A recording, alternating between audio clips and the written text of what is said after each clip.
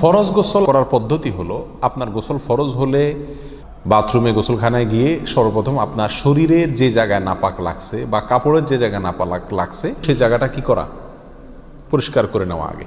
যদি আপনার জায়গাটা চিহ্নিত থাকে যে এই জায়গাটা নাপাক লাগছে, ওই জায়গাটা ধুয়ে ফেলান। এরপরে নামাজের জন্য যেভাবে আমি অজু করছি সেভাবে অজু করা। এরপরে অজু করা, হাতের কবজি ধোয়া, এরপরে কুলি করা, নাকে পানি দেওয়া, মুখ ধোয়া, হাতের কোণে পর্যন্ত ধোয়া, মাথা মাসা করা, এরকম অজু করা। অজু করার পরে এবার আপনি গোসল করেন। সেটা শাওয়ার দিয়ে আপনি মাথার উপরে পানি ঢেলে হোক আর আপনার মগ দিয়া হোক, যেভাবে হোক আপনি গোসল করেন। গোসল করা শেষ হয়ে গেলে, গোসল করে যখন বের হয়ে যাবেন, তখন যাওয়ার আগ দিয়া ওই যে পাও ধোয়া বাকি আছে অজুর, যাওয়ার আগ দিয়া পায়ের ওখানে পানি ঢেলে টাকনো পর্যন্ত পা ধুয়ে ফেললেন, বাস গোসল হয়ে গেল।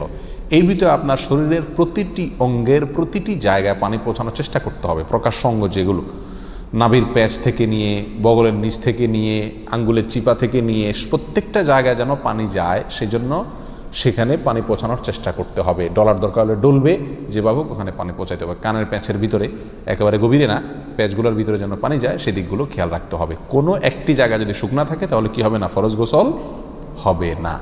অতএব পরিপূর্ণ শরীর যাতে ধোয়া হয় সেদিকটা খেয়াল রাখতে হবে। নেল পালিশ ইত্যাদি বা কোনো রং টং ইত্যাদির কারণে যদি কোনো আবরণ থাকে শরীরের উপরে, তাহলে সেগুলো সরা নিতে হবে, তা না হলে কি হবে না, ফরজ গোসল আদায় হবে না।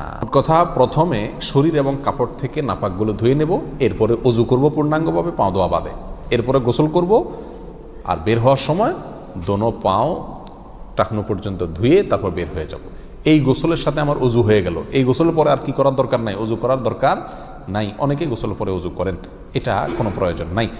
তবে কেউ যদি গোসল করা অবস্থায় তার পেশাব চলে আসে, অনেকে আছে পানির স্পর্শ লাগলে পেশাব বেশি আসে, তো গোসল করা অবস্থায় যদি তিনি পেশাব করে দেন বা অজুভঙ্গের কোনো কারণ তার ভিতরে আসে, তার বায়ু ছাড়লেন, তাহলে তো সেক্ষেত্রে অজু যেটা শুরুতে করছিল ওইটুকু তো আর নাই। তাহলে তাকে আবার কি করতে হবে, নতুন করে গোসলের পরে অজু করতে হবে। এ হলো মোটামুটি ফরজ গোসলের পদ্ধতি।